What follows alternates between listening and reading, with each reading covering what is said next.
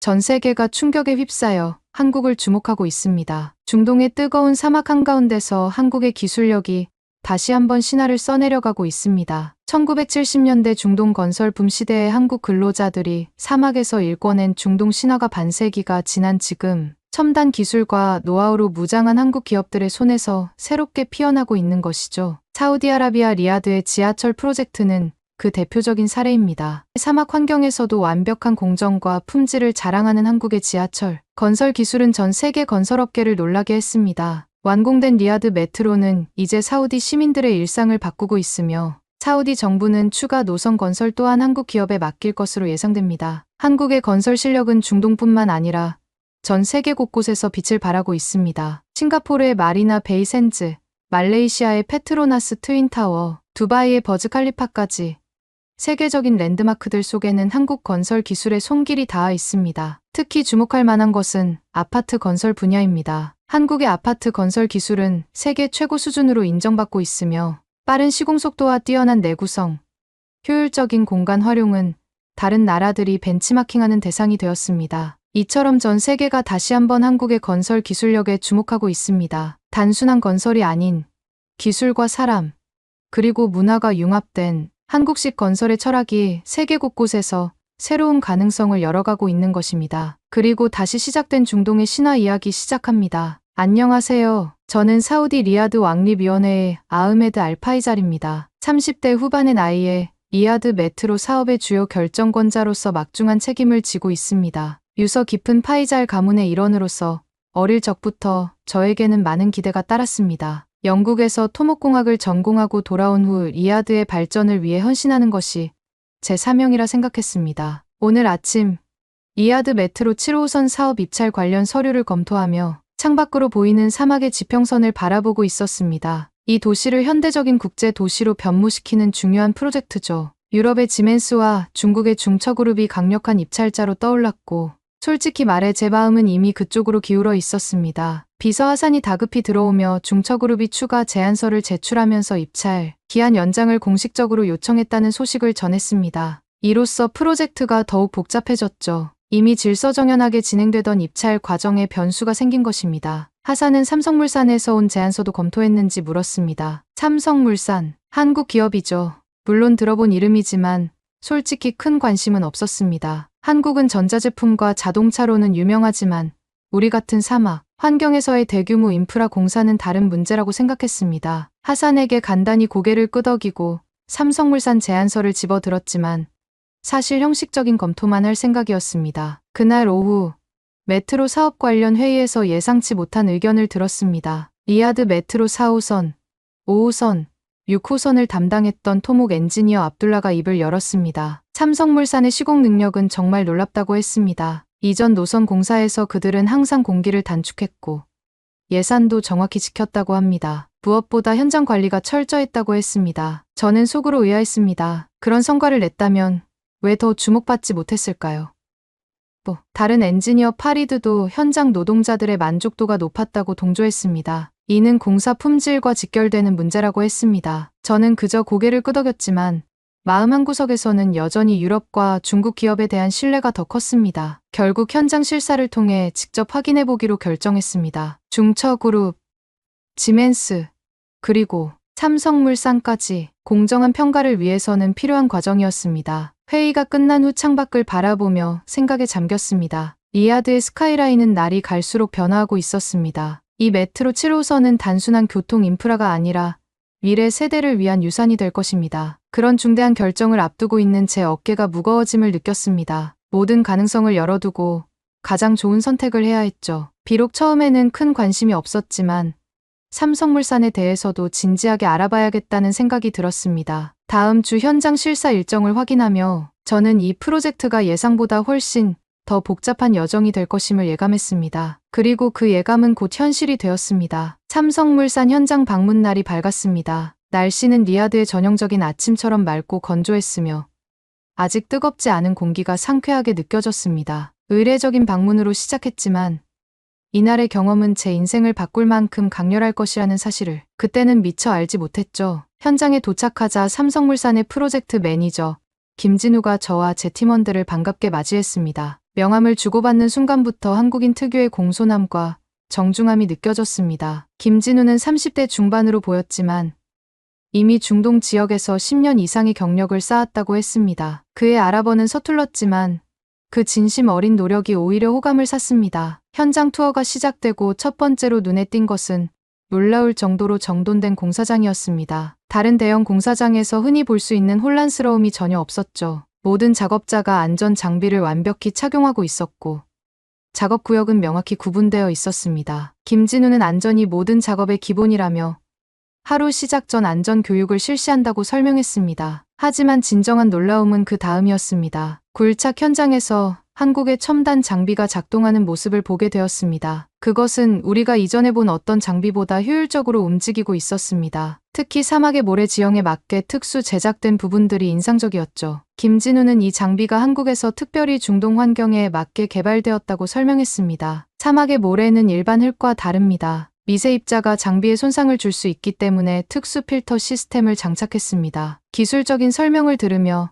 저는 점점 더 깊은 관심을 갖게 되었습니다. 유럽 기업들이 자랑하는 전통적인 기술력도 좋지만 한국 기업의 혁신적인 접근 방식이 이런 극한 환경에서는 오히려 더 효과적일 수 있겠다는 생각이 스쳐 지나갔습니다. 더욱 놀라운 것은 작업 속도였습니다. 한국 안에서는 예정보다 2주 빠르게 공정이 진행되고 있었습니다. 제가 의아한 표정을 지으며 그 이유를 물었을 때 김진우는 간단히 빨리빨리 문화라고 대답했습니다. 한국 특유의 신속함을 의미하는 말이라고 합니다. 우리 한국 사람들은 효율성을 중요시합니다. 하지만 속도만 중요한 것이 아니라 품질 관리도 철저하게 합니다. 그의 말을 증명하듯 품질 검사팀이 완공된 구간을 꼼꼼히 점검하는 모습이 보였습니다. 한 명의 작업자가 잘못된 부분을 지적하자 즉시 시정 조치가 이루어졌습니다. 그 신속함과 철저함이 제 마음을 흔들었습니다. 점심시간이 되자 김진우는 저희를 한바 식당이라는 곳으로 안내했습니다. 한바는 공사 현장 식당을 의미하는 한국말이라고 합니다. 호기심에 따라갔는데 이것이 이날의 가장 큰 놀라움이었습니다. 대형 컨테이너를 개조한 식당 안은 놀랍도록 깨끗했고 현지 노동자들과 한국 직원들이 함께 식사를 하고 있었습니다. 무엇보다 놀라운 것은 식사 자체였습니다. 일반적인 현장 식사와는 차원이 달랐죠. 할랄 인증을 받은 식재료로 만든 한국식 요리와 중동 전통 음식이 조화롭게 제공되고 있었습니다. 김진우의 설명에 따르면 한국에서 전문 요리사를 초빙했다고 합니다. 현장 작업자들의 영향과 만족감은 공사의 품질과 직결됩니다. 좋은 음식은 단순한 복지 차원을 넘어 프로젝트 성공의 핵심 요소입니다. 한 아랍 노동자가 즐겁게 식사하는 모습이 제 시선을 끌었습니다. 그의 표정에는 만족감과 행복이 가득했습니다. 유럽이나 중국 기업의 현장에서는 보기 힘든 광경이었죠. 노동자들이 단순한 작업 도구가 아닌 귀중한 팀원으로 대우받는 분위기가 느껴졌습니다. 식사를 마치고 나오면서 제 마음속에 뭔가가 변화하기 시작했음을 느꼈습니다. 기술력만으로 평가하려 했던 입찰자들 중에 삼성물산은 인간에 대한 깊은 이해와 배려를 보여주고 있었습니다. 이것이 단순한 비즈니스 전략인지 아니면 한국 기업의 진정한 가치관인지 더 알고 싶어졌습니다. 오후 일정은 더욱 심도 있는 기술 브리핑으로 이어졌습니다. 삼성물산의 기술 책임자 박상현이 제시한 공법과 기술은 저를 더욱 놀라게 했습니다. 특히 지하수 처리 기술과 사막 환경에서의 콘크리트 양생 방법은 혁신적이었죠. 지금까지 중동 지역에서 겪어왔던 다양한 난관들에 대한 해결책을 이미 갖고 있는 듯했습니다. 박상현은 두바이와 카타르 프로젝트에서 경험한 문제점들을 바탕으로 사우디 환경에 맞는 맞춤형 해결책을 준비했다고 설명했습니다. 그의 프레젠테이션을 들으며 저는 점점 더 깊은 생각에 빠져들었습니다. 한국 기업의 접근 방식은 이론적인 완벽함보다는 현실적인 적용 가능성에 중점을 두고 있었습니다. 그들은 문제가 발생할 것을 예측하고 이미 해결책을 마련해 놓고 있었죠. 이는 유럽 기업들의 이론적 완벽주의나 중국 기업들의 규모의 경제와는 다른 접근 방식이었습니다. 회의실 창문을 통해 바라본 공사 현장은 마치 거대한 유기체처럼 움직이고 있었습니다. 수백 명의 작업자들이 각자의 업무에 집중하면서도 하나의 큰 흐름 속에서 조화롭게 움직이고 있었죠. 그 모습에서 한국인들의 집단적 효율성이 느껴졌습니다. 한국 기술자와 현지 작업자 간의 협업 장면도 인상적이었습니다. 언어의 장벽에도 불구하고 그들은 특별히 개발된 시각적, 의사소통 도구를 활용해 효율적으로 작업을 진행하고 있었습니다. 김진우에 따르면 이것은 현장 맞춤형 소통 시스템이라고 했습니다. 김진우는 언어가 달라도 마음이 통하면 일은 된다는 것이 자신들의 철학이라고 했습니다. 심플하면서도 깊은 의미를 담은 그 말에 저는 고개를 끄덕였습니다. 이제까지 제가 알고 있던 국제협력의 개념과는 조금 다른 차원의 접근 방식이었습니다. 한국 기업은 단순히 기술을 이전하거나 자국의 방식을 강요하는 것이 아니라 현지의 조건과 문화를 존중하면서도 효율적인 작업 방식을 찾아낸 것 같았습니다. 오후 늦게 우리는 완공된 다른 메트로 구간으로 이동했습니다. 삼성물산이 이미 완성한 구간의 품질을 직접 확인하기 위해서였죠. 터널 내부로 들어서는 순간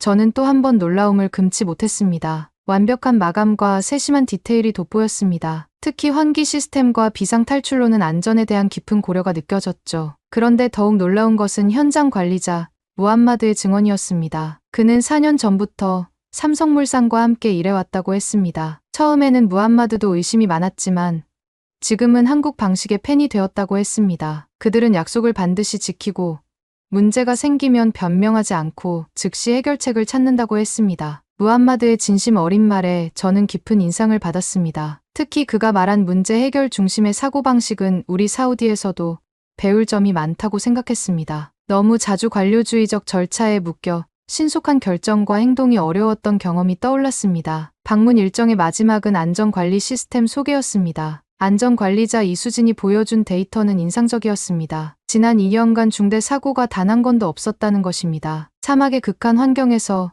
대규모 공사를 진행하면서 이런 안전 기록을 유지한다는 것은 놀라운 성과였습니다. 이수진은 안전은 타협의 대상이 아니며 비용이나 일정을 이유로 안전을 소홀히 한다면 그것은 결국 더 큰 비용과 지연을 초래한다고 했습니다. 그의 단호한 말에서 한국 기업의 철학이 느껴졌습니다. 그들에게 안전은 선택이 아닌 필수였던 것이죠. 이는 단기적인 이익보다 장기적인 신뢰를 중시하는 기업 문화를 반영하는 것 같았습니다. 하루 종일의 방문 일정을 마치며 저는 처음 가졌던 의구심이 많이 사라졌음을 느꼈습니다. 기술력, 인적 자원 관리, 안전 시스템, 그리고 무엇보다 인간적인 접근 방식에서 한국 기업만의 특별함이 있었습니다. 그들은 단순히 메트로를 건설하는 것이 아니라 사람들의 삶과 도시의 미래를 함께 만들어가고 있다는 인상을 받았습니다. 차에 오르며 돌아보니 석양에 물든 공사장이 더없이 아름다워 보였습니다. 그리고 그 순간 제 마음속에서도 뭔가가 변화하고 있음을 느꼈습니다. 이제 삼성물산은 더 이상 단순한 입찰 참가자가 아니라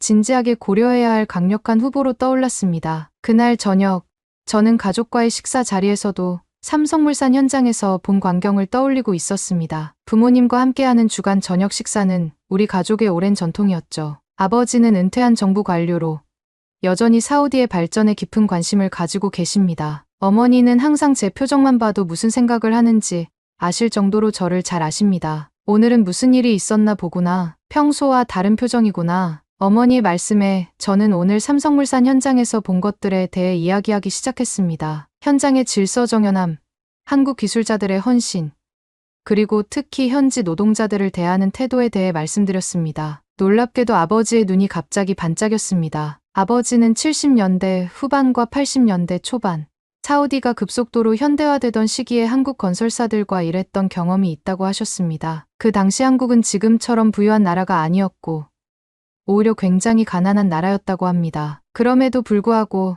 한국 기술자들의 헌신과 성실함은 다른 어떤 나라의 기업들과도 비교할 수 없었다고 하셨습니다. 아버지는 리야드와 제다를 잇는 고속도로 건설 프로젝트에서 한국 기업인 현대건설과 함께 일했던 이야기를 들려주셨습니다. 사막의 극한 환경 속에서 한국 기술자들은 자신들의 한계를 뛰어넘는 헌신을 보여주었다고 하셨습니다. 심지어 일부는 현장에서 잠을 자며 공사 일정을 마쳤다고 합니다. 그들은 단순히 돈을 벌러 온 것이 아니었다. 그들에게 그 프로젝트는 자국의 명예와 직결된 문제였다. 그래서 불가능해 보이는 일정도 항상 지켰지. 아버지의 말씀을 들으며 저는 오늘 본 현장의 모습과 오버랩되는 느낌을 받았습니다. 시간이 흘렀지만 한국인들의 그 정신은 여전히 살아있는 것 같았습니다. 어머니도 그 시절 한국 노동자들이 가족들에게 보내는 편지를 번역해준 적이 있다며 그들이 얼마나 가족을 그리워했는지, 그리고 사우디에서의 어려움에도 불구하고 자녀들의 미래를 위해 견뎌내는 모습이 감동적이었다고 회상하셨습니다. 지금 한국이 잘 사는 나라가 된 것은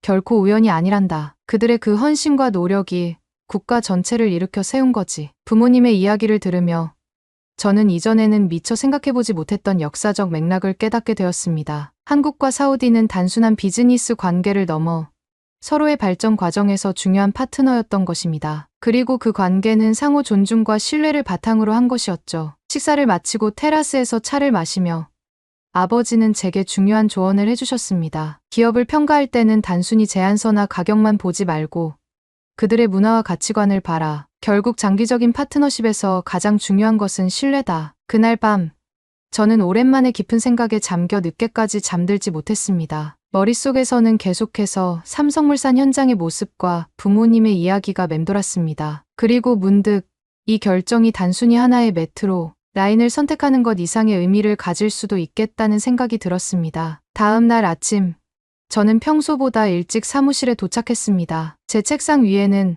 어제 방문한 새 기업의 제안서가 놓여 있었습니다. 저는 먼저 삼성물산의 제안서를 자세히 다시 검토해 보기로 했습니다. 기술적인 내용뿐만 아니라 그들이 제시한 현지 인력 고용 계획과 기술 이전 방안에도 주목했습니다. 특히 눈에 띄었던 것은 지속 가능한 파트너십이라는 단어였습니다. 그들은 단순히 프로젝트를 완성하고 떠나는 것이 아니라 현지 엔지니어들에게 기술을 전수하고 향후 유지 보수와 확장을 위한 장기적인 협력 체계를 구축하겠다는 비전을 제시하고 있었습니다. 이때 비서 하산이 급한 소식을 들고 들어왔습니다. 중처그룹에서 추가 제안을 보내왔다는 것이었습니다. 그들은 기존 가격에서 15%를 낮추고 자금 조달 조건도 크게 완화했다고 했습니다. 분명 파격적인 제안이었고 재무적 측면만 본다면 거절하기 어려운 조건이었습니다. 하사는 또한 중국 대사관에서 연락이 왔다는 소식도 전했습니다. 중국 정부가 이 프로젝트에 큰 관심을 가지고 있으며 향후 사우디 중국 경제 협력의 상징적인 사업으로 삼고 싶다는 뜻을 전해왔다고 합니다. 이는 단순한 경제적 압력을 넘어선 정치적 함의도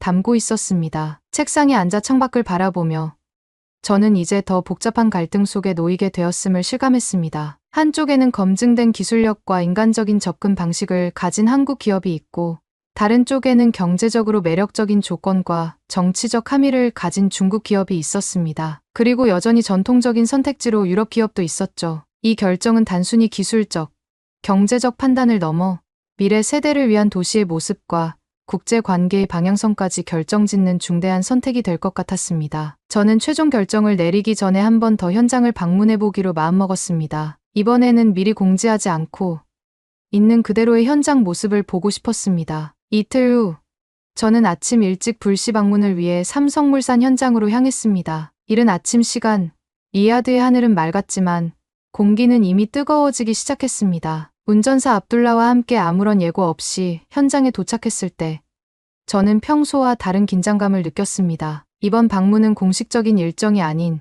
제 개인적인 판단을 위한 것이었기 때문입니다. 현장 입구에 도착하자 경비원이 공손하게 저를 맞이했습니다. 제 신분을 확인한 후 그는 즉시 현장 관리자에게 연락했습니다. 기다리는 동안 저는 주변을 살펴보았습니다. 이른 시간임에도 현장은 이미 활기차게 움직이고 있었습니다. 작업자들이 질서정연하게 안전 장비를 착용하고 있었고 장비들도 체계적으로 배치되어 있었습니다. 10분 정도 기다렸을 때 김진우가 약간 흐트러진 모습으로 달려왔습니다. 그는 저의 불시 방문에 당황했지만 곧 환영의 미소를 지었습니다. 그의 셔츠에는 약간의 흙이 묻어 있었고 머리카락은 헬멧을 벗은 자국이 선명했습니다. 분명 현장에서 직접 일하고 있었던 것 같았습니다. 저는 솔직하게 현장 상황을 있는 그대로 보고 싶다는 제 방문 이유를 밝혔습니다. 김진우는 전혀 주저하지 않고 저를 현장 깊숙한 곳으로 안내했습니다. 그곳에서 제가 본 것은 이전 공식 방문 때와 다르지 않았습니다. 여전히 질서정연한 현장, 집중하는 작업자들, 효율적인 작업 흐름이 보였습니다. 특히 인상적이었던 것은 한국 기술자들과 사우디 작업자들이 함께 문제를 해결하는 모습이었습니다. 한국 안에서는 기술적인 문제가 발생한 듯 했습니다. 한국 엔지니어와 사우디 작업자 몇 명이 도면을 펼쳐놓고 열띤 토론을 벌이고 있었습니다. 언어의 장벽에도 불구하고 그들은 서로의 의견을 존중하며 최선의 해결책을 찾고 있었습니다. 김진우의 설명에 따르면 이것이 삼성물산의 협업 중심 문제 해결 방식이라고 했습니다. 현장을 둘러보는 동안 저는 우연히 한 사우디 노동자와 대화할 기회가 있었습니다. 그의 이름은 파이살로 현장에서 2년간 일해왔다고 했습니다. 파이살은 제가 왕립위원회 소속임을 알고 처음에는 긴장했지만 제가 진심으로 그의 경험을 듣고 싶다고 하자 점차 솔직하게 이야기하기 시작했습니다. 파이살은 이전에 유럽 기업과 중국 기업 현장에서도 일했다고 했습니다. 솔직히 말하면 그곳에서는 현지 작업자들이 그저 일개 부품처럼 취급받았다고 했습니다. 그의 말은 저를 놀라게 했습니다. 그는 계속해서 한국 기업과의 경험이 얼마나 달랐는지 설명했습니다. 파이살에 따르면 한국 사람들은 그들을 가족처럼 대해준다고 했습니다. 그들의 의견도 듣고 함께 결정을 내린다고 했습니다. 무엇보다도 그들의 문화와 종교를 존중하며 기도 시간이 되면 작업을 중단하고 기도할 수 있게 해주고 라마단 기간에는 특별한 배려도 해준다고 했습니다. 특히 파이살은 한국 기업의 기술 교육에 대해 높이 평가했습니다. 그는 이전에는 단순 노동자였지만 한국 기술자들의 교육 덕분에 이제는 간단한 설계도 읽을 수 있고 더 복잡한 작업도 수행할 수 있게 되었다고 했습니다. 이것은 그의 자부심과 직업적 성장에 큰 영향을 미쳤습니다. 파이살과의 대화를 마치고 우리는 한바 식당으로 향했습니다. 점심시간이 아니었음에도 불구하고 식당은 여전히 운영 중이었습니다. 김진우는 삼성물산이 작업자들의 영향을 매우 중요시하기 때문에 교대 근무자들을 위해 식당을 하루 종일 운영한다고 설명했습니다. 식당 안으로 들어서자 저는 또 다른 놀라운 광경을 목격했습니다. 한국인 요리사 한 명이 사우디 요리사 두 명에게 무언가를 가르치고 있었습니다. 가까이 다가가 보니 그들은 한국식 요리법을 사우디 재료와 맛에 맞게 변형하는 방법을 연구하고 있었습니다. 요리사 중 한 명인 하사는 이미 한국식 양념을 사우디 전통 요리에 접목시켜 독특한 퓨전 요리를 만들어냈다고 했습니다. 그는 특히 한국의 발효 기술에 큰 관심을 보였습니다. 이것은 단순한 음식 교류를 넘어 문화적 융합의 아름다운 사례로 느껴졌습니다. 한국인 요리사 김민수는 음식이 가장 진실한 외교관이라는 말을 했는데 이 말이 깊은 울림을 주었습니다. 불시 방문이 끝나갈 무렵 저는 현장 사무실에서 우연히 삼성물산의 지역 사회공헌 프로그램에 대한 자료를 발견했습니다. 그들은 지역 학교의 과학기술 교육 프로그램을 지원하고 메트로 주변 지역 환경 개선 사업도 진행하고 있었습니다. 이런 활동들은 제안서에는 없었던 내용이었습니다. 차에 오르기 전 김진우는 제게 간단한 선물을 건넸습니다. 그것은 한국 전통 도자기로 만든 작은 모래시계였습니다. 그는 사막의 모래가 시간을 측정하듯 우리의 협력도 시간이 흐를수록 더 깊어지길 바란다는 메시지를 전했습니다. 그 작은 선물과 메시지에 담긴 진심이 제 마음을 움직였습니다. 이것은 단순한 비즈니스 관계를 넘어선 문화적, 인간적 교류의 시작을 상징하는 것 같았습니다. 사무실로 돌아오는 길에 저는 오늘 본 것들을 깊이 생각했습니다. 삼성물산은 단순히 기술력만 뛰어난 기업이 아니었습니다. 그들은 진정한 의미의 파트너십, 상호 존중, 그리고 공동 성장을 추구하고 있었습니다. 중국 기업의 파격적인 경제적 제안과 정치적 지원도 분명 매력적이었지만 과연 그것이 우리 도시와 시민들에게 장기적으로 더 나은 가치를 가져다 줄 수 있을지는 의문이었습니다. 결정의 시간이 다가오고 있었습니다. 그리고 이제 저는 보다 명확한 방향성을 가지게 되었습니다. 결정을 앞둔 마지막 날, 저는 새 기업의 최종 프레젠테이션을 차례로 듣기로 했습니다. 아침부터 저녁까지 이어질 긴 일정이었지만 이 중요한 결정을 위해 모든 정보를 꼼꼼히 검토하고 싶었습니다. 회의실에는 왕립위원회의 주요 임원들과 기술 자문단이 함께했습니다. 모두 진지한 표정으로 이 중대한 결정에 집중하고 있었습니다. 첫 번째 프레젠테이션은 유럽의 지멘스였습니다. 그들은 전통적인 기술력과 풍부한 경험을 강조했습니다. 100년이 넘는 역사를 가진 기업으로서 세계 각지에서의 성공 사례를 상세히 설명했습니다. 기술적인 측면에서는 매우 안정적이고 검증된 시스템을 제안했습니다. 다만 비용 측면에서는 다소 높은 금액을 제시했고 완공 기간도 상대적으로 길었습니다. 지멘스의 발표자는 그들의 유럽식 디자인과 미학적 가치를 강조했습니다. 분명 아름다운 디자인이었고 리야드의 새로운 랜드마크가 될 수 있는 가능성을 보여주었습니다. 그러나 저는 그들의 발표에서 사막 환경에 대한 특별한 고려나 현지 문화에 대한 깊은 이해를 찾기 어려웠습니다. 그들의 접근 방식은 다소 표준화되어 있었고 사우디의 특수한 환경보다는 유럽에서의 성공 모델을 그대로 적용하려는 인상을 받았습니다. 두 번째 프레젠테이션은 중국의 중처그룹이었습니다. 그들은 처음부터 경제적 이점을 강력하게 내세웠습니다. 유럽 기업보다 20%, 한국 기업보다 15% 낮은 가격을 제시했으며 파격적인 자금 조달 조건도 추가했습니다. 또한 중국 정부의 전폭적인 지원을 강조하며 이 프로젝트가 1대1로 이니셔티브의 상징적인 사업이 될 것이라고 말했습니다. 중처그룹의 발표는 규모와 속도에 초점을 맞추고 있었습니다. 그들은 자사의 대규모 생산 능력과 신속한 작업 속도를 자랑했습니다. 실제로 그들이 제시한 완공 기간은 세 기업 중 가장 짧았습니다. 그러나 저는 그들의 발표에서 품질 관리나 안전에 대한 상세한 계획을 듣지 못했습니다. 또한 현지 노동자 고용이나 기술 이전에 대한 계획도 상대적으로 부족했습니다. 중처그룹의 발표가 끝난 후 점심시간 동안 저는 잠시 생각에 잠겼습니다. 유럽의 전통적인 안정성과 중국의 경제적 이점 사이에서 저는 여전히 무언가 부족함을 느꼈습니다. 그리고 그것이 무엇인지 알기 위해 마지막 프레젠테이션을 기다렸습니다. 오후에 시작된 삼성물산의 프레젠테이션은 처음부터 달랐습니다. 그들은 기술이나 가격보다 먼저 사우디아라비아와 한국의 특별한 관계에 대해 이야기했습니다. 70년대부터 이어져 온 두 나라의 협력 역사와 그 과정에서 쌓아온 신뢰를 강조했습니다. 이는 단순한 레토릭이 아니라 실제 역사적 사실에 기반한 진정성 있는 이야기였습니다. 기술적인 측면에서 삼성물산은 사막 환경에 맞게 특별히 개발된 시스템을 제안했습니다. 그들은 두바이와 카타르에서의 경험을 바탕으로 리야드의 극한 기후와 지질학적 특성에 맞는 맞춤형 해결책을 제시했습니다. 특히 눈에 띈 것은 친환경 냉각 시스템이었습니다. 이 시스템은 사막의 뜨거운 태양열을 오히려 에너지원으로 활용하는 혁신적인 기술이었습니다. 비용 측면에서는 중국보다는 높지만 유럽보다는 낮은 중간 수준의 가격을 제시했습니다. 그러나 그들은 단순한 초기 건설 비용을 넘어 20년 동안의 유지, 보수 비용까지 포함한 총소유 비용 TCO를 계산하여 제시했습니다. 이 장기적인 관점에서 볼 때 삼성물산의 제안이 오히려 더 경제적일 수 있다는 점이 흥미로웠습니다. 가장 인상적이었던 부분은 지속 가능한 파트너십 계획이었습니다. 삼성물산은 단순히 메트로를 건설하는 것을 넘어 사우디 기술자들을 훈련시키고 현지 인력을 활용하며 향후 유지 보수와 확장을 위한 기술 이전 계획을 상세히 제시했습니다. 그들은 이 프로젝트를 단기적인 비즈니스가 아닌 장기적인 관계 구축의 시작으로 보고 있었습니다. 프레젠테이션의 마지막 부분에서 김진우는 예상치 못한 영상을 보여주었습니다. 그것은 현장에서 일하는 사우디 작업자들의 인터뷰 모음이었습니다. 그들은 한국 기업과 함께 일하면서 얻은 경험과 성장에 대해 진솔하게 이야기했습니다. 특히 파이살도 그 중 한 명이었습니다. 그는 카메라를 향해 자신감 넘치는 모습으로 새롭게 배운 기술에 대해 이야기했고 이 경험이 자신의 인생을 어떻게 변화시켰는지 감동적으로 전했습니다. 영상이 끝나고 김진우는 간결하면서도 강력한 메시지로 발표를 마무리했습니다. 리야드 메트로는 단순한 교통수단이 아닙니다. 그것은 사우디아라비아의 미래를 상징하는 중요한 인프라입니다. 우리는 최고의 기술력과 경험을 바탕으로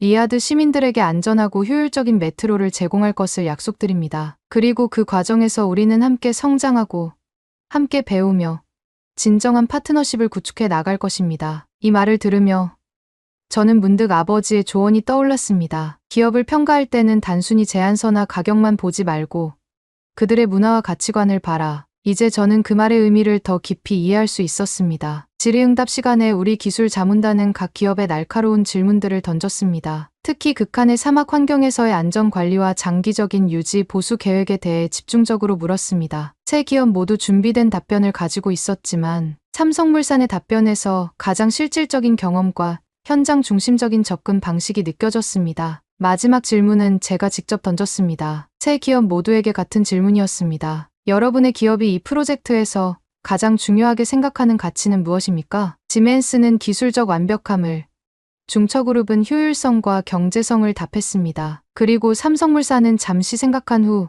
사람이라고 답했습니다. 그 한 단어의 대답이 제게는 가장 깊은 울림을 주었습니다. 모든 프레젠테이션이 끝나고 회의실이 조용해졌을 때 저는 창밖으로 리야드의 스카이라인을 바라보았습니다. 이 결정이 미래 세대에게 어떤 영향을 미칠지 생각하니 어깨가 무거웠습니다. 하지만 동시에 저는 이미 마음속으로 답을 찾아가고 있었습니다. 최종 결정을 위한 내부 회의가 시작되었습니다. 왕립위원회의 핵심 임원들과 기술 자문단이 한자리에 모였습니다. 테이블 위에는 세 기업의 제안서와 기술 평가 보고서가 놓여 있었습니다. 회의실의 공기는 무거웠고 모두 이 중대한 결정의 책임감을 느끼고 있었습니다. 저는 회의를 시작하며 세 기업에 대한 객관적인 평가를 요청했습니다. 기술 책임자인 하미드가 먼저 발언했습니다. 그는 세 기업 모두 기술적으로 충분한 역량을 갖추고 있지만 사막 환경에 대한 적응력 측면에서는 삼성물산이 가장 앞서 있다고 평가했습니다. 특히 그들의 친환경 냉각 시스템과 모래 폭풍 대비 기술은 리아드의 환경에 매우 적합하다고 했습니다. 재무 책임자인 야지드는 다른 관점을 제시했습니다. 그는 중처그룹의 낮은 가격과 유리한 자금 조달 조건을 강조하며 경제적인 측면에서는 중국 기업이 가장 우수하다고 평가했습니다. 그러나 그도 장기적인 유지 보수 비용을 고려하면 삼성물산의 제한이 경쟁력이 있다는 점을 인정했습니다. 운영 책임자인 누라는 새 기업의 관리 시스템과 안전 기록을 비교했습니다. 그녀는 특히 삼성물산의 안전 관리 체계와 현장 운영 효율성에 높은 점수를 주었습니다. 또한 그들의 노동자 교육 프로그램과 현지 인력 활용 계획이 장기적으로 큰 가치를 창출할 것이라고 예측했습니다. 각 분야별 평가가 끝난 후 저는 위원들에게 개인적인 의견을 물었습니다. 놀랍게도 대부분이 삼성물산을 선호하는 쪽으로 기울어져 있었습니다. 하지만 몇몇 위원들은 여전히 중처그룹의 경제적 이점과 중국과의 관계, 강화 가능성을 고려해야 한다고 주장했습니다. 특히 정치적 고려사항을 담당하는 압둘라는 이 결정이 국제관계에 미칠 영향에 대해 우려를 표했습니다. 중국은 사우디의 중요한 무역 파트너였고 이 프로젝트를 중국 기업에 맡기는 것은 양국 관계를 더욱 강화하는 기회가 될 수 있었습니다. 반면 한국과의 협력도 중동 지역에서 기술과 문화적 다양성을 확보하는 전략적 가치가 있었습니다. 회의가 계속되면서 토론은 점점 더 깊어졌고 단순한 기술적, 경제적 비교를 넘어 철학적인 질문으로 향했습니다. 우리는 무엇을 위해 이 메트로를 건설하는가? 단순한 교통 인프라인가? 아니면 미래 세대를 위한 유산인가? 우리가 추구하는 진정한 가치는 무엇인가? 저는 조용히 모든 의견을 경청하며 최근 삼성물산 현장에서 만난 파이살의 말을 떠올렸습니다. 그는 단순한 노동자에서 기술자로 성장하는 과정에서 자신의 인생이 어떻게 변화했는지 이야기했습니다. 그것은 단순한 일자리 창출이 아니라 한 사람의 자존감과 미래를 바꾸는 일이었습니다. 회의가 절정에 달했을 때 저는 마침내 제 생각을 밝히기로 했습니다. 저는 세 기업 모두의 장점을 인정하면서도 우리가 진정으로 추구해야 할 가치가 무엇인지 다시 생각해보자고 제안했습니다. 이 프로젝트는 단순한 건설 계약이 아니라 사우디의 미래를 함께 만들어갈 파트너를 선택하는 일이었습니다. 저는 우리가 단순히 메트로를 건설하는 기업을 찾는 것이 아니라 리아드의 미래를 함께 그려나갈 파트너를 찾고 있다고 말했습니다. 그 파트너는 기술력뿐만 아니라 우리의 문화와 가치를 존중하고 우리 시민들과 함께 성장할 수 있어야 한다고 강조했습니다. 저는 제가 삼성물산 현장에서 본 것들을 상세히 설명했습니다. 기술적인 우수성을 넘어 그들이 보여준 인간적인 접근 방식과 문화적 존중, 그리고 진정한 파트너십에 대한 비전을 강조했습니다. 또한 아버지로부터 들은 이야기, 70년대부터 이어져 온 한국과 사우디의 특별한 관계도 언급했습니다. 저는 이 결정이 단기적인 경제적 이익이나 정치적 계산을 넘어 미래 세대를 위한 올바른 선택이 되어야 한다고 말했습니다. 제 말이 끝난 후 회의실은 잠시 침묵에 빠졌습니다. 그리고 서서히 위원들의 표정이 바뀌기 시작했습니다. 그들도 이 결정이 단순한 비즈니스 차원을 넘어선다는 것을 이해하기 시작한 것 같았습니다. 야지드는 먼저 입을 열어 자신의 입장을 수정했습니다. 단기적인 경제적 이득보다 장기적인 가치 창출이 더 중요하다는 점을 인정했습니다. 하미드는 기술적 관점에서도 삼성물산이 가장 혁신적이고 지속 가능한 해결책을 제시했다고 재확인했습니다. 가장 놀라운 반응은 정치적 관점을 담당하는 압둘라에게서 왔습니다. 그는 잠시 생각한 후 이런 결정이 정치적 계산만으로 이루어져서는 안 된다고 말했습니다. 진정한 국가 이익은 최고의 기술과 가치를 선택하는 것에 있다고 했습니다. 압둘라는 우리가 단순히 지금의 관계만 고려할 것이 아니라 미래에 우리가 어떤 도시, 어떤 사회를 만들고 싶은지 생각해야 한다고 강조했습니다. 회의가 마무리될 무렵 대다수의 위원들은 삼성물산을 선호하는 쪽으로 의견을 모았습니다. 물론 최종 결정은 아직 내려지지 않았고 공식적인 절차와 추가 검토가 필요했습니다. 하지만 방향성은 분명해졌습니다. 회의를 마치고 사무실로 돌아오는 길에 저는 마음이 한결 가벼워졌습니다. 아직 확정된 것은 아니지만 우리가 올바른 방향으로 나아가고 있다는 확신이 들었습니다. 제 책상에 앉아 창밖으로 리아드의 저녁 풍경을 바라보며 저는 이 도시의 미래를 상상했습니다. 현대적인 메트로 시스템이 도시를 가로지르고 시민들이 더 나은 삶을 영위하는 모습, 그리고 그 과정에서 우리가 단순히 인프라를 얻는 것이 아니라 기술과 지식, 그리고 새로운 문화적 경험도 함께 얻게 되는 미래를 말입니다. 최종 결정일 아침, 저는 평소보다 일찍 일어나 창밖을 바라보았습니다. 리야드의 일출은 언제나 장관이었습니다. 사막의 모래를 황금빛으로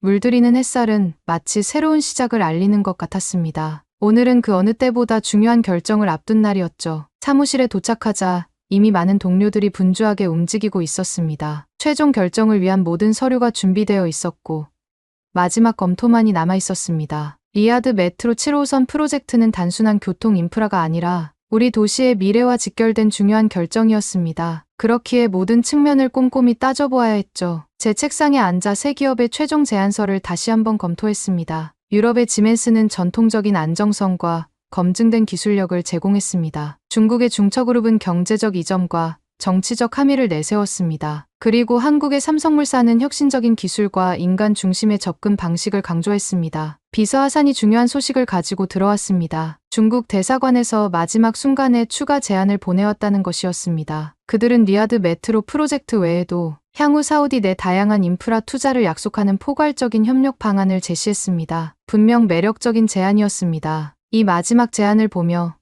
저는 깊은 고민에 빠졌습니다. 중국의 제안은 단기적으로 큰 경제적 이득을 가져올 수 있었습니다. 우리 재무부서는 이미 이 제안의 경제적 가치를 높이 평가했고 정치적으로도 중국과의 관계 강화는 많은 이점을 가져올 것으로 예상되었습니다. 그러나 제 마음속에서는 삼성물산 현장에서 본 광경들이 계속해서 떠올랐습니다. 파이살의 자신감 넘치는 모습, 한국 기술자들과 사우디 노동자들이 함께 문제를 해결하는 모습, 그리고 한바 식당에서 느껴졌던 진정한 문화 교류의 순간들이 말입니다. 그리고 아버지께서 들려주신 70년대 한국 기술자들과의 추억도 제 마음을 흔들었습니다. 창밖을 바라보며 저는 이 결정이 단순한 비즈니스 계약을 넘어서는 의미를 가진다는 것을 깨달았습니다. 이것은 우리 도시의 미래와 문화, 그리고 시민들의 삶에 영향을 미칠 중대한 선택이었습니다. 마지막 회의가 시작되기 전 저는 김진우에게서 받은 작은 모래시계를 바라보았습니다. 사막의 모래가 시간을 측정하듯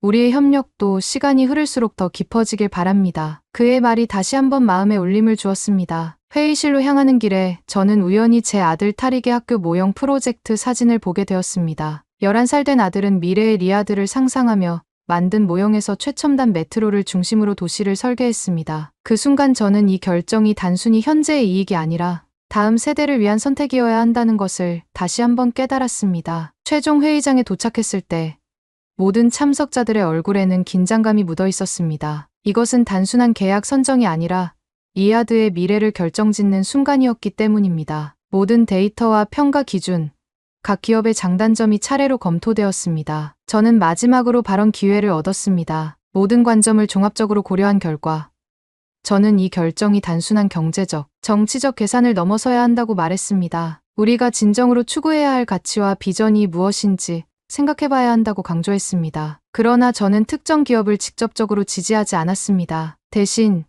모든 데이터와 경험을 바탕으로 각자가 가장 현명한 결정을 내려야 한다고 말했습니다. 최종 투표는 비밀 투표로 진행되었고 모든 위원들이 신중하게 자신의 선택을 표현했습니다. 투표 결과는 오늘 발표되지 않았습니다. 상급 기관의 최종 검토를 거쳐 다음 주에 공식 발표될 예정이었습니다. 그러나 회의를 마치고 나오면서 저는 제 마음속으로는 이미 결론에 도달했음을 느꼈습니다. 사무실로 돌아와 저는 창밖으로 리야드의 스카이라인을 바라보았습니다. 석양에 물든 도시의 모습이 그 어느 때보다 아름다워 보였습니다. 머릿속에는 삼성물산 현장에서의 경험, 중처그룹의 파격적인 제안, 그리고 지멘스의 안정적인 기술력이 계속해서 맴돌았습니다. 하지만 제 마음은 점점 더 한쪽으로 기울고 있었습니다. 삼성물산이 보여준 인간 중심의 접근 방식, 현지 문화에 대한 존중, 그리고 장기적인 파트너십에 대한 비전이 저에게 깊은 인상을 남겼습니다. 그들의 기술력도 훌륭했지만 무엇보다 그들이 보여준 진정성과 헌신이 결정적이었습니다. 물론 최종 결정은 아직 내려지지 않았습니다. 위원회의 다른 구성원들과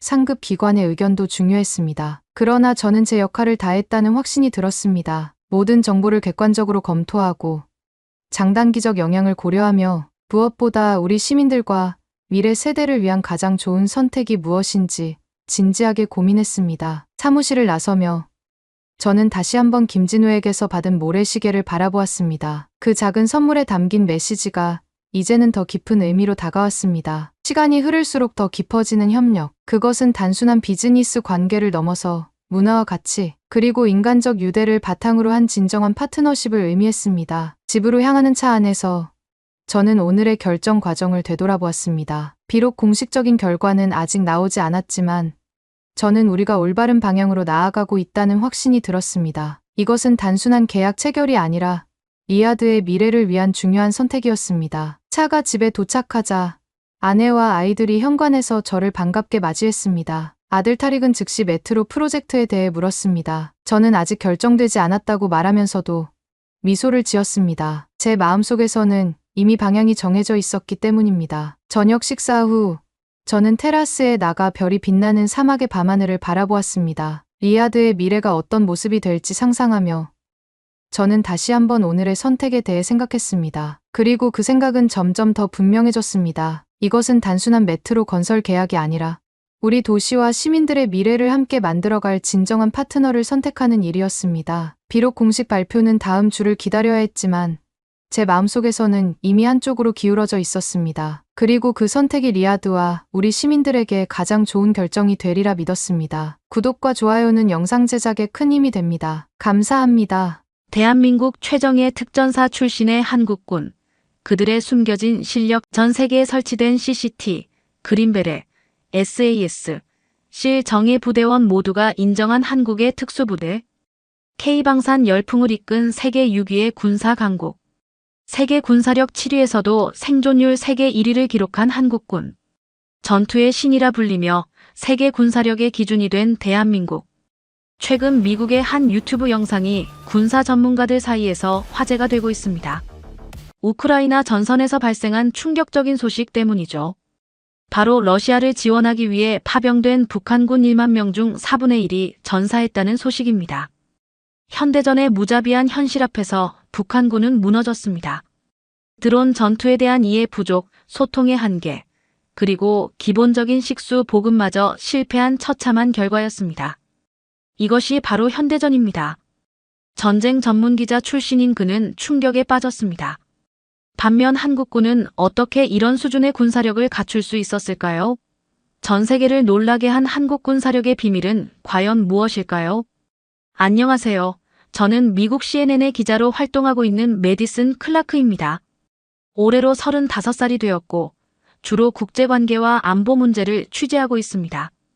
처음 CNN에 입사했을 때만 해도 단순히 전쟁과 분쟁만을 다루는 기자였는데 최근 우크라이나 전쟁을 취재하면서 정말 놀라운 발견을 하게 되었어요.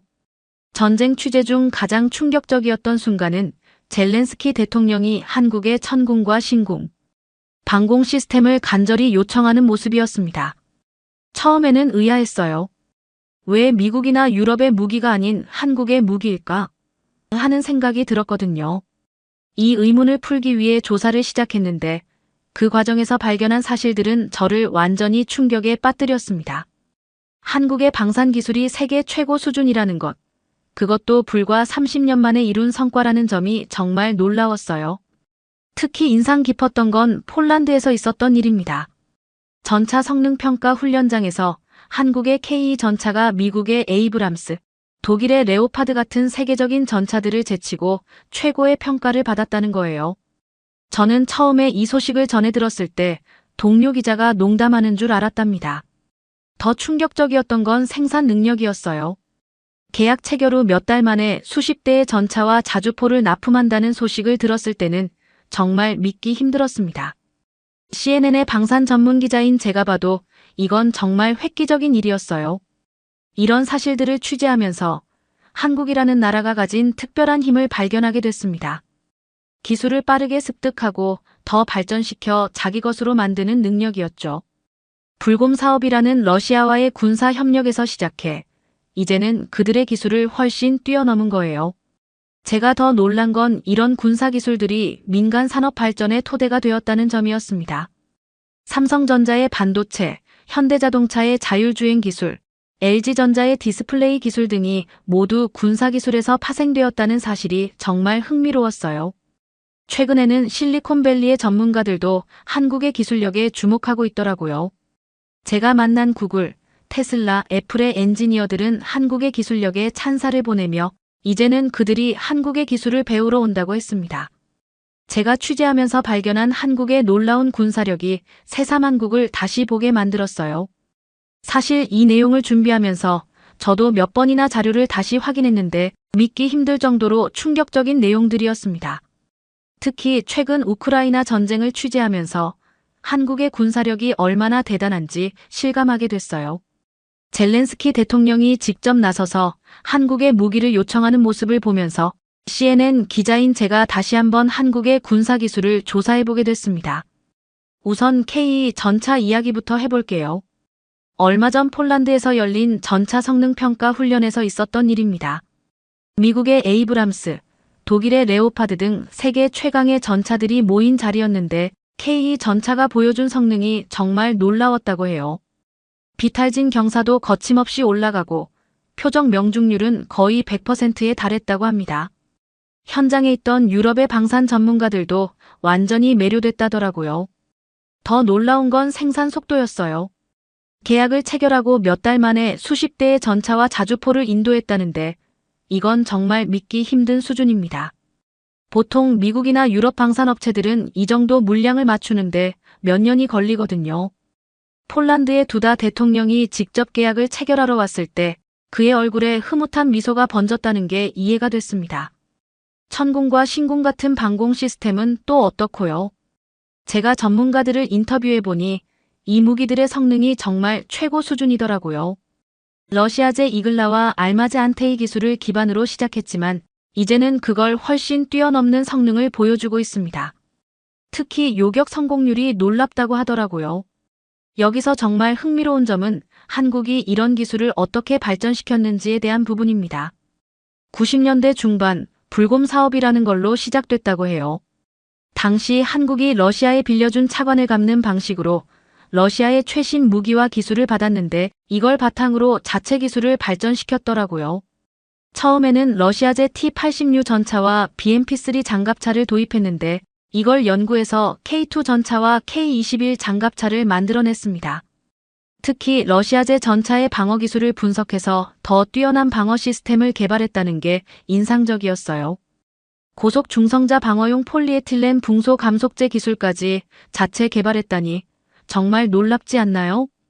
제가 취재하면서 알게 된 건데 한국은 미국으로부터도 기술 이전에 제안을 받았다고 해요.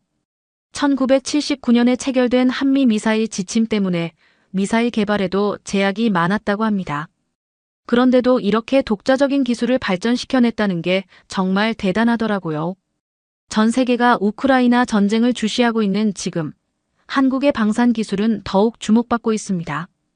폴란드를 비롯한 여러 나라들이 한국 무기를 도입하려 하고 있고 성능과 가격, 생산 속도 모든 면에서 최고의 경쟁력을 보여주고 있어요.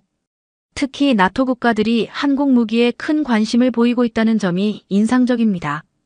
심지어 미국의 방산 전문가들도 한국의 기술력을 인정하고 있어요. 제가 인터뷰한 한 전문가는 한국은 이제 더 이상 방산 신생국이 아니라 세계 최고 수준의 방산 강국이라고 평가했습니다. 이건 정말 놀라운 발전이 아닐 수 없죠. K9 자주포는 현재 세계 자주포 시장의 약 70%를 점유하고 있다고 합니다. 제가 처음 이 수치를 봤을 때는 믿기 힘들었어요. 한 무기 체계가 세계 시장의 70%를 차지한다는 게 가능한 일인가 싶었거든요. 그래서 직접 전문가들을 만나 확인해 봤습니다. 놀랍게도 사실이었어요. 에스토니아, 폴란드, 호주, 이집트 등 전 세계 각국에서 K9을 도입했거나 도입을 추진 중이라고 합니다. 특히 북유럽 국가들이 K9에 큰 관심을 보이고 있다고 하더라고요. 노르웨이는 이미 도입을 완료했고 핀란드도 자국의 주력 자주포로 선정했습니다. 제가 특히 놀란 건 K9의 성능이에요. 영하 40도의 혹한이나 영상 40도의 혹서에서도 정상 작동이 가능하다고 합니다. 게다가 수심 4.5m까지 도하가 가능하고 1분 안에 3발을 발사할 수 있는 속사력도 갖추고 있더라고요. 취재를 하다 보니 재미있는 일화도 들었습니다. 한 유럽의 방산 전문가가 K9의 성능을 시험하다가 이건 자주포가 아니라 괴물이라고 말했다는 거예요. 실제로 K9은 기존 자주포들의 한계를 완전히 뛰어넘는 성능을 보여주고 있습니다. 더 놀라운 건 가격 경쟁력이에요. 독일이나 미국의 유사 장비와 비교했을 때 성능은 더 뛰어나면서도 가격은 훨씬 저렴하다고 합니다. 거기다 납기도 빨라서 계약 후 1년 내에 인도가 가능하다고 하더라고요. 실제로 작년에 폴란드와 계약을 체결했을 때의 일화를 들어보니 정말 놀라웠습니다. 폴란드 측에서 이렇게 빨리 납품이 가능하냐고 재차 확인했다고 해요. 서방의 방산업체들은 보통 3, 4년이 걸리는데 한국은 1년 만에 가능하다고 하니 믿기 힘들었던 거죠. 이런 한국의 방산 능력은 우크라이나 전쟁에서도 큰 주목을 받고 있습니다. 실제로 많은 나토 회원국들이 한국산 무기로 재무장을 검토하고 있다고 해요. 특히 K9 자주포는 러시아의 위협을 느끼는 동유럽 국가들에게 최적의 대안으로 평가받고 있습니다. 여기서 한 가지 재미있는 점은 한국이 이런 첨단 무기들을 개발하면서도 여전히 원가 절감과 생산성 향상을 위해 노력한다는 거예요. 제가 인터뷰한 한방산 전문가는 한국의 방산 기업들은 마치 삼성전자처럼 운영된다고 말하더라고요. 품질은 최고급으로 유지하면서도 가격은 계속 낮추는 그런 혁신을 이뤄내고 있다는 겁니다. 또 군사기술과 민간 산업에 영향을 미쳤다고 하는데 이게 가능한 일인가 하고 찾아보니 정말이지 놀라지 않을 수 없었어요. 가장 대표적인 예가 현대자동차의 자율주행 기술입니다. K2 전차에 적용된 전자 제어 시스템과 지형인식 기술이 자율주행차 개발의 핵심이 됐다고 해요. 특히 전차의 험지주행 능력을 구현하기 위해 개발된 각종 센서와 제어 기술이 자율주행차에 그대로 적용됐다고 합니다. 삼성전자의 반도체 기술은 더 놀랍습니다. 미사일 유도 시스템용 고성능 프로세서 개발 과정에서 축적된 기술이 지금의 반도체 강국을 만드는 토대가 됐어요. 특히 미사일의 정확도를 높이기 위해 개발된 초정밀 제어 기술과 고온에서도 안정적으로 작동하기 위한 발열 처리 기술은 현재 삼성의 반도체 기술력의 핵심이 되었다고 하네요. LG전자의 디스플레이 기술도 군사기술의 혜택을 톡톡히 봤다고 합니다. 전투기 조종석의 헤드업 디스플레이 기술이 이제는 자동차용 HUD로 발전해 세계 시장을 주도하고 있어요. 또한 군사용으로 개발된 OLED 기술은 현재 프리미엄 TV 시장에서 독보적인 위치를 차지하고 있습니다. 더 놀라운 건 소프트웨어 분야예요. 군사용 통신 암호화 기술이 지금은 삼성페이나 각종 핀테크 보안 시스템의 근간이 되었다고 합니다. 사실 군사 통신만큼 보안이 중요한 분야도 없잖아요. 이런 첨단 기술이 민간으로 이전되면서 한국의 디지털 금융 서비스가 세계 최고 수준으로 발전할 수 있었던 거죠. 한국의 자랑인 조선산업도 마찬가지입니다. 군함과 잠수함을 만들며 축적한 기술이 민간 선박의 경쟁력을 높이는 데 결정적인 역할을 했어요. 현대중공업이 세계 최고의 조선소가 된 배경에는 이런 군사기술력이 있었던 겁니다. 제가 취재하면서 만난 한방산 전문가는 이렇게 말하더군요. 한국의 방산기술은 이제 단순한 군사력의 의미를 넘어섰습니다. 전체 산업 생태계를 이끄는 혁신의 동력이 되고 있죠. 특히 4차 산업혁명 시대에 한국이 빠르게 적응할 수 있었던 것도 이런 첨단 기술력이 있었기 때문입니다. 심지어 미국의 테슬라, 구글, 애플 등 주요 기업의 엔지니어들과 인터뷰를 진행했는데 놀랍게도 그들 모두 한국의 기술력에 대해 깊은 관심을 보이더군요. 테슬라의 한 수석 엔지니어는 이렇게 말했습니다.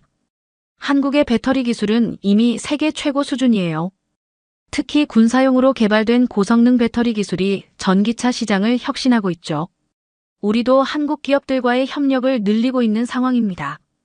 구글의 AI 연구소에서 만난 전문가들의 반응은 더 흥미로웠어요. 한국의 AI 기술이 이렇게 빨리 발전할 수 있었던 건 군사 분야의 패턴 인식과 자율주행 기술 덕분입니다. K2 전차의 자동 표적 추적 시스템이 민간 AI 기술 발전의 토대가 됐다는 게 정말 놀랍죠. 애플의 엔지니어들도 한국의 디스플레이 기술에 찬사를 보냈습니다. 군사용 OLED 기술이 이렇게 발전할 줄은 몰랐어요. 이제는 우리가 한국의 기술력을 따라가기 위해 노력하는 상황이 됐죠. 특히 폴더블 디스플레이 분야는 완전히 한국이 주도하고 있습니다. 제가 특히 인상 깊었던 건 마이크로소프트의 클라우드 컴퓨팅 팀과의 인터뷰였어요. 한국의 클라우드 보안 기술은 군사정보 보호 시스템에서 발전한 거라고 들었어요. 그래서인지 보안성이 타의 추종을 불허하죠. 우리도 이 부분은 한국 기술을 벤치마킹하고 있습니다. 실리콘밸리의 유명한 벤처 캐피털리스트들도 한국에 대한 투자를 늘리고 있다고 합니다. 한국은 이제 더 이상 기술을 따라가는 나라가 아닙니다. 오히려 신기술의 트렌드를 주도하고 있죠. 특히 방산 기술이 민간으로 전환되는 과정에서 나타나는 혁신이 정말 인상적입니다. 실제로 실리콘밸리의 주요 기업들이 한국에 연구소를 설립하고 있다는 소식도 들었어요. 삼성과 LG의 기술 연구소 주변에 글로벌 기업들의 연구소가 하나둘씩 들어서고 있다고 하네요. 이런 변화를 지켜보면서 저는 한국이 단순한 IT 강국을 넘어 진정한 기술, 혁신의 중심지로 부상하고 있다는 걸 실감했습니다. 특히 군사기술과 민간기술의 시너지를 만들어내는 방식은 다른 나라들도 배워야 할 부분이라고 생각해요. 한국을 취재하면서 저는 크게 세 가지 측면에서 깊은 인상을 받았습니다. 첫째는 기술 습득과 혁신의 속도입니다. 불곰 사업을 통해 러시아에서 배운 기술을 바탕으로 불과 30년 만에 세계 최고의 방산 기술을 보유하게 된 것은 정말 놀라웠어요. K2 전차와 K9 자주포가 세계 시장을 석권하는 모습을 보며 한국인들의 학습 능력과 혁신 정신에 감탄하지 않을 수 없었습니다. 둘째는 군사기술의 민간 전환 능력입니다. 방산 기술을 민간 산업에 적용하여 삼성전자의 반도체, 현대자동차의 자율주행, LG전자의 디스플레이 기술로 발전시킨 점이 인상적이었어요. 이런 시너지 효과는 다른 나라에서는 보기 힘든 한국만의 특별한 강점이었습니다. 마지막으로 가장 감동받은 것은 끊임없는 도전 정신입니다. 처음에는 기술을 배우는 입장이었지만 이제는 그것을 뛰어넘어 새로운 표준을 만들어가는 모습이 정말 인상적이었어요. 실리콘밸리의 전문가들도 이제는 한국에서 배우러 올 정도니까요. CNN 기자로 전 세계의 많은 나라를 취재해봤지만 한국처럼 짧은 시간에 이렇게 놀라운 발전을 이룬 나라는 본 적이 없습니다. 이제 저는 확신할 수 있어요. 21세기는 한국의 시대가 될 것이라는 걸요. 이어서 두 번째 사연입니다. 안녕하세요. 저는 BBC에서 국제뉴스 특파원으로 일하고 있는 캐서린 밀러입니다. 오늘은 제가 어떻게 한국 문화에 매료되게 되었는지 그 특별한 이야기를 나누고 싶어요. 2019년 여름 저는 스코틀랜드 에든버러 군악대 타투 행사를 취재하게 되었어요. 사실 당시만 해도 저는 한국에 대해 잘 알지 못했죠. K-팝이나 한국 드라마 정도만 들어봤을 뿐 깊이 있는 관심은 없었어요. 그저 평범한 취재 중 하나일 거라고만 생각했는데 그날의 경험은 제 인생을 완전히 바꿔놓았답니다. 에든버러 성에서 열린 그 웅장한 행사장에서 저는 우연히 한국 국군 군악대의 공연을 보게 되었어요. 다른 나라 군악대들이 전통적인 서양 악기로만 연주할 때 한국 군악대는 전혀 다른 모습을 보여줬거든요. 처음 보는 전통 악기들이었어요. 나중에 알고 보니 장구와 꽹과리라는 악기더라고요. 그들의 무대는 충격적이었어요. 서양의 관악기와 한국의 전통악기가 만나 만들어내는 하모니라니. 처음엔 과연 어울릴까 하는 의구심이 들었지만 그건 기우였죠. 전통악기의 경쾌한 리듬과 서양악기의 웅장한 선율이 완벽하게 어우러져 관객들을 사로잡았어요. 특히 장구의 리듬감 있는 소리와 꽹과리의 청아한 울림은 제 귓가에 깊이 각인되었답니다. 더욱 놀라웠던 건 연주자들의 모습이었어요. 군인이라고는 믿기 힘들 정도로 예술성이 넘쳤거든요. 하지만 동시에 그들의 절도 있는 동작과 완벽한 팀워크는 분명 군인다웠어요. 한 명 한 명이 자신의 역할에 충실하면서도 전체의 조화를 이루는 모습이 정말 인상적이었죠. 공연이 끝난 후 저는 즉시 백스테이지로 달려갔어요. 원래 계획에는 없었지만 꼭 이들의 이야기를 취재하고 싶었거든요. 다행히도 지휘관님께서 흔쾌히 인터뷰에 응해주셨어요. 그분께서는 한국 군악대가 어떻게 전통과 현대를 조화시키려 노력하는지, 또 이를 통해 한국의 문화적 정체성을 어떻게 세계에 알리고 있는지 설명해 주셨답니다. 그날 밤 호텔로 돌아와 촬영한 영상을 다시 보면서 저는 깊은 생각에 잠겼어요. 한국이라는 나라가 이토록 흥미로운 곳이었다니 새삼 놀라웠어요. 전통을 고수하면서도 새로운 것을 받아들이는 유연함, 규율과 예술성의 절묘한 균형 등 이런 모습들이 제 호기심을 자극했죠. 이 우연한 만남이 제 인생의 큰 전환점이 될 줄은 그때는 몰랐어요. 그날 이후로 저는 틈날 때마다 한국의 문화와 역사를 공부하기 시작했어요. 유튜브로 한국 예능도 보고 한국어 공부도 시작했죠. 주변 사람들은 제가 왜 갑자기 한국에 빠져들었는지 이해하지 못했지만 저는 확신이 있었어요. 언젠가는 꼭 한국을 직접 방문해서 이 매력적인 나라를 더 깊이 이해하고 싶다는 확신이요. 그로부터 3년이 지난 2022년 봄, 저는 꿈만 같은 연락을 받았어요. CNN에서 K-컬처 비안드 더 웨이브라는 특별 다큐멘터리를 제작하기로 했고, 제가 메인 리포터로 발탁된 거예요. 에든버러에서의 취재 영상이 회사 내부에서 좋은 평가를 받았다고 해요. 사실 그동안 저는 틈틈이 한국 관련 기사들을 써왔거든요. BTS의 빌보드 1위 소식부터 삼성, 현대 같은 한국 기업들의 혁신 사례 등. 그게 이렇게 좋은 기회로 이어질 줄은 몰랐답니다. 출발 전부터 저는 설렘을 감출 수 없었어요. 제작진들과 수차례 회의를 하면서 한국의 어떤 모습을 담을지 고민했죠. 단순히 한류나 K-팝의 성공을 넘어서 그 이면에 있는 한국인들의 진정성과 열정을 보여주고 싶었거든요.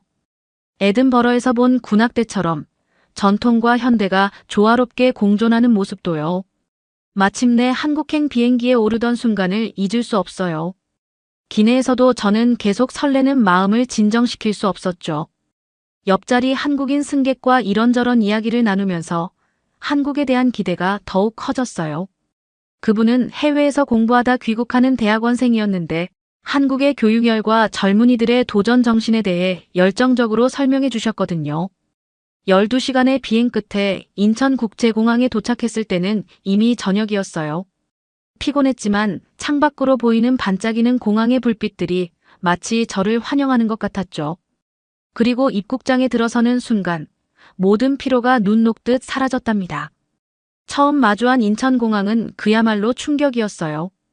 제가 전 세계 여러 공항을 다녀봤지만 이렇게 세련되고 효율적인 시스템은 처음이었답니다. 입국장에 들어서자마자 눈에 들어온 건 깔끔하게 정리된 동선과 최첨단 시설들이었죠. 특히 인상 깊었던 건 다국어 안내 시스템이에요. 저 같은 외국인들을 위해 영어는 물론 중국어, 일본어, 러시아어 등 다양한 언어로 안내가 제공되고 있었거든요.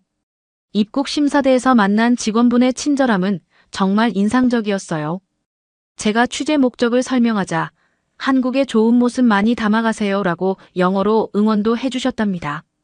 수화물 찾는 곳에서는 공항 직원이 무거운 캐리어를 들어주겠다고 자청하시더라고요. 뉴욕에서는 상상도 할 수 없는 일이었죠. 그리고 제가 정말 감탄했던 건 공항 철도였어요. 뉴욕의 지하철에 익숙했던 저로서는 문화 충격이었답니다. 깨끗한 객실, 정확한 시간 운행, 그리고 무엇보다 무료 와이파이까지 사용할 수 있었어요. 차량 내 전광판에는 실시간으로 도착 정보가 업데이트되고 심지어 환승 정보까지 상세히 안내해 주더라고요. 제가 지도를 들여다보고 있자 옆자리의 학생이 자발적으로 서울역까지 가는 길을 설명해 주었어요. 특히 인상 깊었던 건 전동차 내부의 각종 배려시설이었어요. 임산부와 노약자를 위한 좌석은 물론 휠체어를 위한 공간도 따로 마련되어 있었죠. 심지어 한 젊은이가 노인분께 자리를 양보하는 모습을 보면서 이런 배려가 단순한 시설이 아닌 문화로 자리 잡았다는 걸 느낄 수 있었답니다.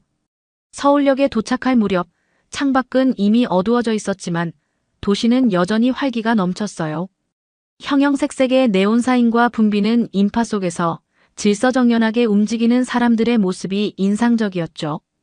에스컬레이터에서도 한 줄로 서서 걷는 모습은 마치 군악대에 정렬된 모습을 떠올리게 했어요. 호텔로 향하는 택시 안에서 저는 이미 다음 날의 취재 계획을 세우고 있었어요. 이제 겨우 한국에 발을 디뎠을 뿐인데 벌써 이렇게 많은 이야깃거리가 쌓였으니까요. 택시 기사님은 친절하게도 서울의 야경을 설명해 주셨고 제가 한국에 관심을 가지게 된 계기를 듣고는 무척 기뻐하셨답니다. 첫 취재를 시작했던 날 아침, 저는 일찍 지하철을 탔어요. 출근 시간대라 사람들로 붐볐지만 놀랍게도 너무나 조용했죠. 뉴욕 지하철에서는 상상도 할 수 없는 광경이었어요. 그때 한 임산부가 탑승했는데 즉시 몇 명이 자리에서 일어나 자리를 양보하더라고요. 임산부 배지를 보고 자발적으로 일어난 거였죠. 나중에 알고 보니 이런 배려석이 법적 의무가 아닌 시민들의 자발적인 문화로 정착되었다고 해요. 취재차 여러 지하철역을 돌아다니면서 저는 더 많은 감동적인 장면들을 목격했어요. 시각장애인을 위한 점자 블록은 기본이고 모든 역에 엘리베이터와 에스컬레이터가 설치되어 있었죠. 특히 인상 깊었던 건 이런 시설들이 단순히 있다는 게 아니라 실제로 잘 작동하고 관리되고 있다는 점이에요. 고장난 시설은 즉시 수리되고 청결하게 유지되고 있었죠. 어느 날은 휠체어를 타신 할머니께서 버스에 타려고 하시는 걸 보았는데 버스 기사님이 즉시 하차해서 버스 탑승하는 것을 도와주시더라고요. 더 놀라웠던 건 다른 승객들의 반응이었죠. 아무도 서두르거나 짜증내는 기색 없이 오히려 할머니를 도와주려 나서는 분들도 계셨어요. 나중에 그 기사님과 인터뷰를 했는데 당연한 일을 했을 뿐이라며 수줍게 웃으시더라고요. 제가 취재하면서 깊은 인상을 받은 또 다른 점은 분실물 처리 시스템이었어요. 어느 날 제 동료가 지하철에서 지갑을 잃어버렸는데 놀랍게도 그날 저녁에 찾을 수 있었거든요.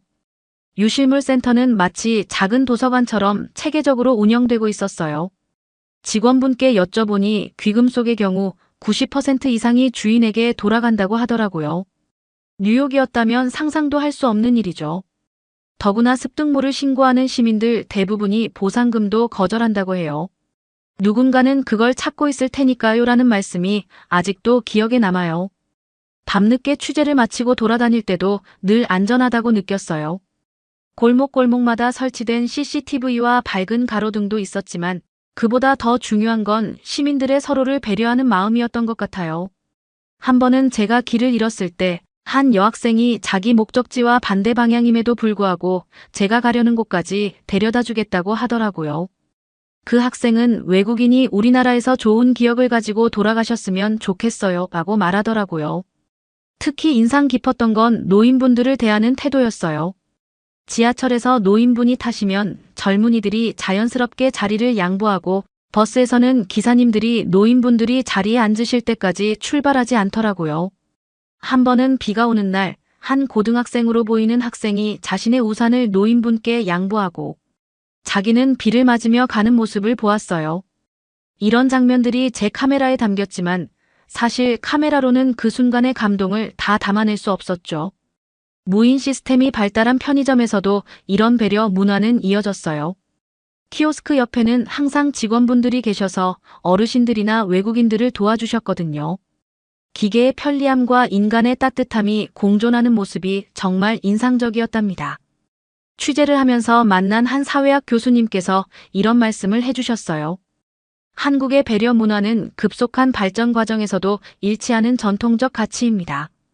개인의 편의보다 공동체의 조화를 중시하는 문화가 자연스럽게 현대사회에 녹아든 거죠. 그 말씀을 들으며 에든버러에서 봤던 군악대가 떠올랐어요. 전통과 현대의 조화, 개인의 능력과 팀워크의 균형. 그 모든 것이 한국 사회 곳곳에 녹아 있었던 거예요. 취재를 마치고 배가 고파 한 식당에 들어갔어요. 그런데 식당에서까지 한국의 정을 느끼고 말았어요. 메뉴를 고르고 음식을 주문했는데 테이블이 순식간에 반찬들로 가득 찼어요. 저는 깜짝 놀라서 이 모든 게 다 공짜인가요? 라고 물었죠. 옆 테이블에 한국인 손님이 웃으며 설명해 주셨어요. 이건 서비스예요. 한국에선 손님을 가족처럼 대접하는 문화가 있거든요. 더 놀라웠던 건 반찬이 떨어지면 리필해주는 문화였어요. 뉴욕에서는 상상도 할 수 없는 일이죠. 식당 주인분께 여쭤보니 손님이 배부르게 드시고 가셔야 우리도 기분이 좋지요 라고 하시더라고요. 팀 문화가 없는데도 이런 서비스를 제공하는 것이 신기했어요. 어느 날은 비빔밥을 주문했는데 주방장님이 직접 나오셔서 비비는 방법을 설명해 주셨어요. 처음 오신 분은 이렇게 드셔야 제맛이에요 라며 마치 자녀에게 밥 먹이는 부모님처럼 꼼꼼히 알려주시더라고요. 그분의 눈빛에서 음식에 대한 자부심과 손님을 향한 따뜻한 마음이 느껴졌어요. 특히 감동적이었던 건 포장 문화였어요. 식사를 다 못 마쳤을 때 자연스럽게 포장을 제안해 주시는 거예요. 아껴야 해요. 이거 저녁에 드세요 라며 정성스럽게 포장해 주시는 모습에서 마치 엄마의 마음이 느껴지더라고요.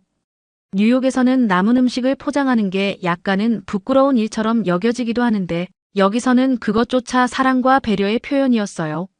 한 번은 촬영을 위해 전통시장을 방문했는데 한 분이 떡볶이를 사서 저희 촬영팀 모두에게 나눠주시더라고요. 멀리서 온 손님들인데 우리 음식 맛봐야지라면서요. 카메라가 꺼져 있을 때도 이런 따뜻한 마음은 계속되었어요. 그저 외국인이라는 이유만으로 이런 따뜻한 환대를 받는다는 게 믿기지 않았죠. 결제 시스템도 인상적이었어요. 키오스크나 카드 결제가 보편화되어 있었지만 그 속에서도 인간미는 잃지 않았더라고요. 어르신들을 위해 직원이 직접 도와드리고 외국인들을 위해 영어 메뉴를 준비해두는 등 세심한 배려가 돋보였어요. 취재 막바지에는 한 할머니의 작은 김밥 가게를 방문했어요. 할머니께서는 제가 외국인이라는 걸 아시고는 특별히 김밥 만드는 과정을 보여주셨어요. 우리나라 음식이 어떻게 만들어지는지 알아야 더 맛있게 먹을 수 있지라며 웃으시더라고요. 그 김밥은 제가 한국에서 먹은 그 어떤 고급 음식보다도 특별하게 느껴졌어요. 이런 경험들을 통해 저는 깨달았어요. 한국의 식문화는 단순히 음식을 먹는 것이 아니라 그 속에 사랑과 배려, 나눔의 정신이 깃들어 있다는 것을요. 식당 곳곳에서 만난 사람들의 진심 어린 환대는 제가 본 한국의 또 다른 모습이었답니다. 취재를 마무리하던 날, 저는 남산 서울타워에 올랐어요. 쏟아지는 별빛 같은 도시의 불빛을 보며 지난 3주간의 경험을 되돌아보게 되었죠. 에든버러에서 우연히 만난 한국 군악대를 시작으로 인천공항에서의 첫인상, 지하철과 버스에서 만난 따뜻한 시민들, 그리고 정겨운 식당들까지. 모든 순간이 제 마음속에서 반짝이고 있었어요. 특히 인상 깊었던 건 한국이 이룬 조화였어요. 전통과 현대의 조화, 효율성과 인간미의 조화, 개인의 성취와 공동체 의식의 조화. 처음에는 이해하기 어려웠던 이 모든 것들이 시간이 지날수록 하나의 큰 그림으로 보이기 시작했죠. 서울의 한 카페에서 만난 대학생은 이런 말을 해주었어요. 우리는 빨리빨리 문화로 발전은 했지만 그 속도 때문에 잃어버린 것들도 많아요. 그래서 지금은 그것들을 다시 찾으려 노력하고 있죠. 그 말이 제 마음에 깊이 와닿았어요. 한국은 단순히 앞으로 나아가는 것이 아니라 과거의 가치들을 현대적으로 재해석하고 있었던 거예요. 명동의 번화가에서는 최첨단 기술로 가득한 매장들 사이에서 전통 떡집이 자리 잡고 있었고, 강남의 고층 빌딩 숲에서도 작은 보쌈집이 매일 문전성시를 이루고 있었죠.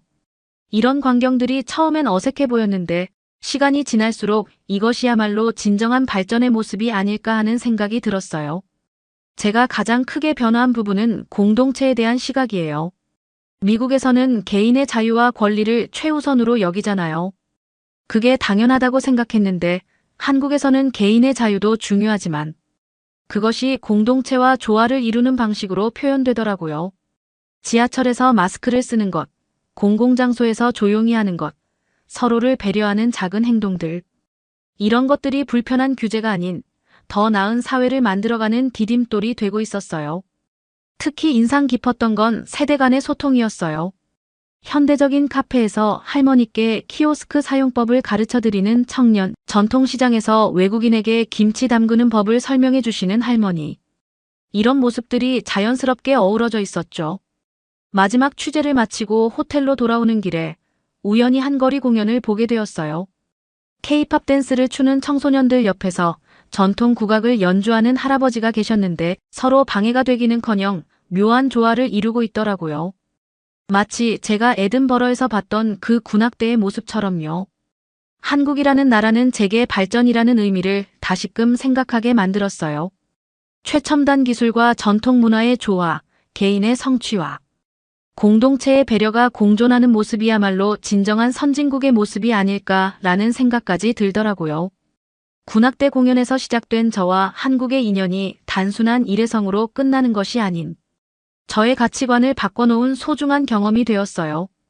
조만간 업무 때문이 아닌 여행으로 한국을 방문할 예정인데 혹시 한국에서 꼭 경험해야 하는 문화라든지 음식이 있다면 추천해 주실 수 있을까요? 사연을 재밌게 들으셨다면 구독과 알림 설정 부탁드립니다. 여러분의 구독과 알림 설정은 영상 제작에 큰 힘이 됩니다. 지금까지 외국인의 시선에서 한국의 감동에 빠진 이야기를 전해드리는 감동 다이브였습니다. 좋은 하루 보내세요. 감사합니다.